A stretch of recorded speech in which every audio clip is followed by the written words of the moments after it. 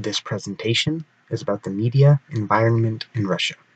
I will start with a brief history of Russian media and then discuss the modern relationship between the state and the flow of information through television, internet, radio, and print media, the condition of free press in modern-day Russia, and my outlook for Russia's media future.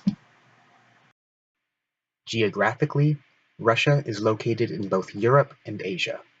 It is the world's largest country in terms of territory and the ninth largest in terms of population, with 144 million citizens.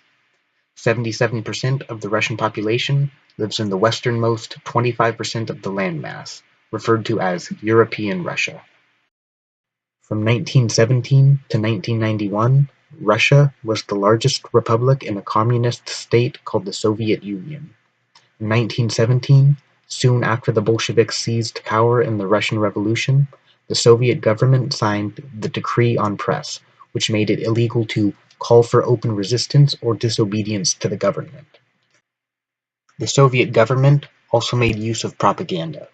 One of the major themes of their propaganda was that of the new Soviet man, who was not driven by crude impulses of nature, but by conscious self-mastery. He would resist the temptations of capitalism because of his enthusiasm for spreading the socialist revolution. This new Soviet man wouldn't materialize, and the temptations of free markets and free press would eventually play a key role in the demise of the Soviet Union. In 1985, Mikhail Gorbachev became the leader of the Soviet Union. Gorbachev was from a younger generation than the previous party leaders and sought different solutions to the problems he saw in the country. His solutions were the policies that came to be known as perestroika and glasnost, which translate to restructuring and opening, respectively. With regard to media, this was an opening of the freedom of independent press. These policies would, in 1991, lead to the dissolution of the Soviet Union. 8 years later, Vladimir Putin would become president of Russia.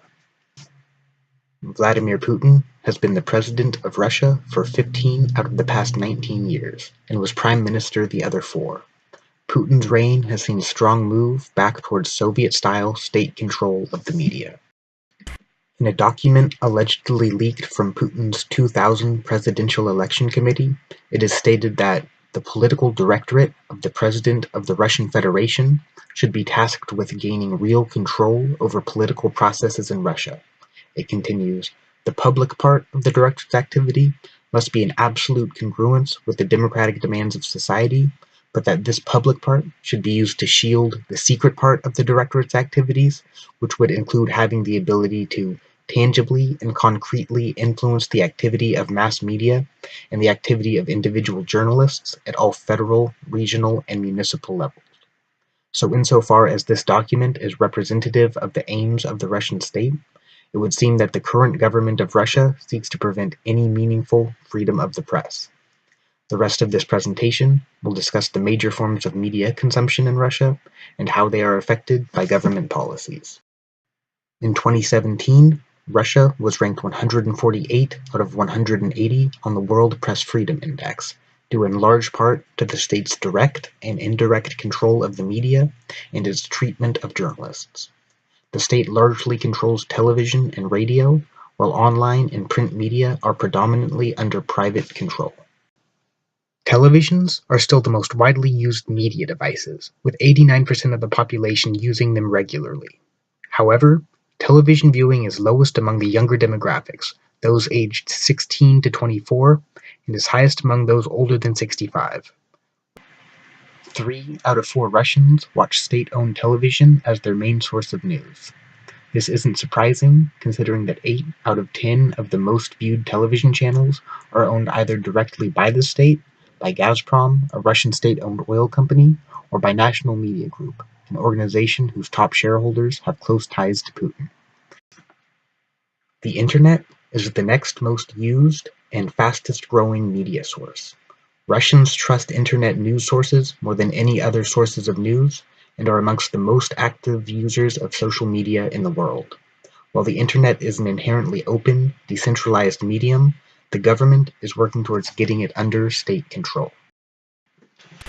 For example, SORM 2 is a massive surveillance system that allows the government to track the online activities of Russian citizens.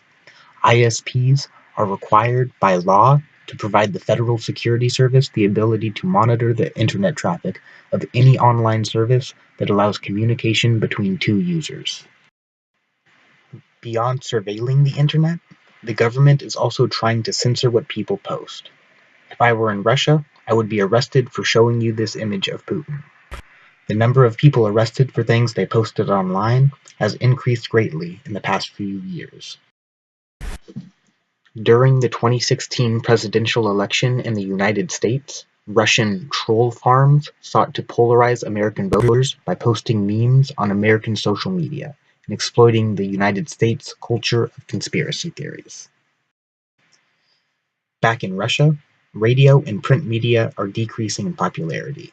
Only 25% of Russians listen to radio on a daily basis, and the most popular radio channels are music channels.